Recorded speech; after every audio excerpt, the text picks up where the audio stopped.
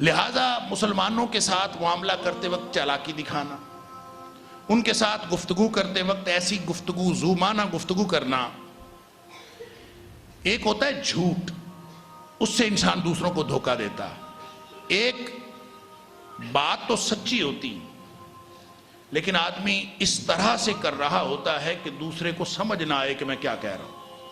اور اپنے آپ کو انسان مطمئن کر رہا ہوتا ہے کہ میں نے جھوٹ تو نہیں بولا۔ اللہ تعالیٰ قرآن میں فرماتا ہے یا ایھا الذین آمنوا اتقوا اللہ قولوا قولا سدیدا، اور قول سدید کے خلاف ہے۔ ہر سچی بات قول سدید نہیں ہوتی، آپ بات سچ کر رہے ہوں لیکن وہ قول سدید کے خلاف ہو، یہ بالکل ہو سکتا ہے۔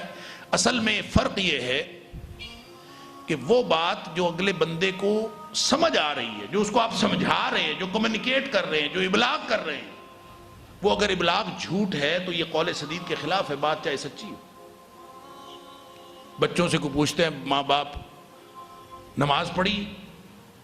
وہ آگے سے کہتا ہے میں نے عشاء کی نہیں پڑھی، باقی 4 گول ہو گئی،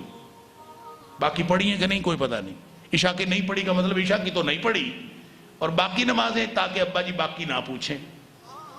اب یہ قول سدید کے خلاف، آپ نے ذو معنی بات کی، اس کا معنی یہ بھی ہو سکتا ہے کہ صرف عشاء کی نہیں پڑھی، اس کا معنی یہ بھی ہو سکتا ہے کہ باقی بھی نہیں پڑھی۔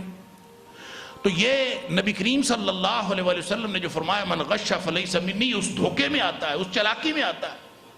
اور خود نبی پاک صلی اللہ علیہ وسلم اس کی وضاحت فرمائی، ایک اور حدیث ہے، آپ نے فرمایا الخدیعۃ والمکر، الخدیعۃ والمکر فی النار، جو آدمی دوسروں سے دھوکہ کرے اور چلاکی کرے،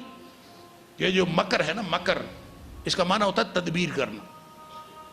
تدبیر مثبت تدبیر بھی ہو سکتی ہے، کوئی آدمی اچھی تدبیر کرے کسی اچھے کام کے لیے، بری تدبیر بھی ہو سکتی ہے، لہذا المکر منفی بھی ہے،